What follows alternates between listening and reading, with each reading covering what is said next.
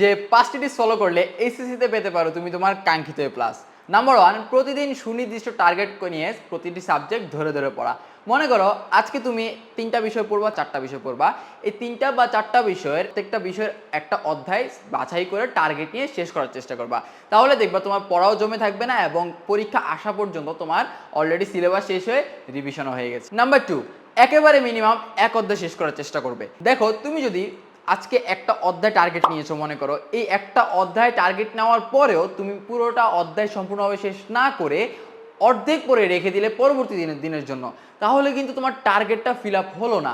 তো টার্গেট নেওয়ার পরও যদি তুমি টার্গেটটা ফিল আপ না করো তাহলে তোমার পড়া জমে যাবে, এবং পড়া জমে যাওয়া মানে কি তোমার হচ্ছে দিন শেষে আস্তে আস্তে বোঝা বাড়বে, এবং এই বোঝা বাড়া মানে এইচএসসি পর্যন্ত তোমাকে বোঝাটা টেনে নিতে হবে। আর এই এইচএসসি পর্যন্ত যখন বোঝাটা টেনে নেবে তখন হচ্ছে এইচএসসি রেজাল্ট খারাপ হয়ে যাবে।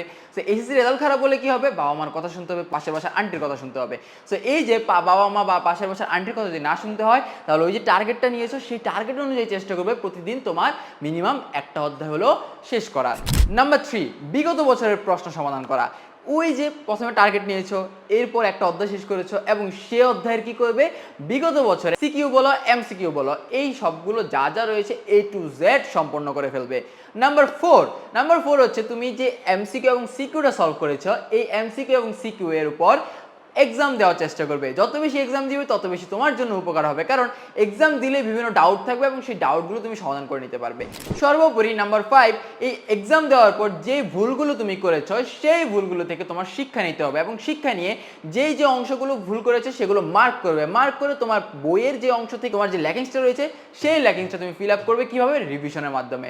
সো এই যে তোমার যে 5টা পয়েন্ট আমি তুলে ধরলাম, এই 5টা পয়েন্ট একটা কম্বাইন্ড প্যাকেজে পাচ্ছ, সেটা হচ্ছে আমাদের এইচএসসি 45 ডেজ চ্যালেঞ্জে, যেখানে তুমি free class, free PDF, free suggestion এবং ফ্রি অধ্যায় ভিত্তিক সাজেশন ও final suggestion A to Z সম্পূর্ণ পাচ্ছ বিনামূল্যে। সো তার জন্য বিন্দুমাত্র কোনো ফি চার্জ করা হবে না। যদি তুমি এখনও জয়েন না করো দ্রুতই জয়েন করে ফেলো কমেন্টে দেওয়া লিঙ্কে ক্লিক করে।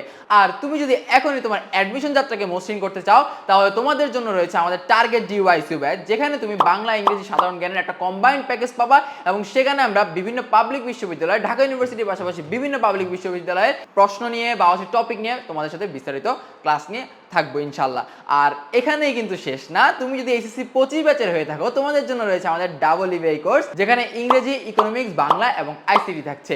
ইংরেজি, বাংলা এবং আইসিটি এর তুমি পাচ্ছ সম্পূর্ণ লাইভ ক্লাস টোটাল 110টি, এবং ইকোনমিক্সের পাচ্ছ তুমি সম্পূর্ণ রেকর্ডেড ক্লাস। তাই দেরি না করে দ্রুতই যুক্ত হয়ে যাও আই এডুকেশনের সাথে। ইনশাল্লাহ দেখা হচ্ছে বিজয়ে।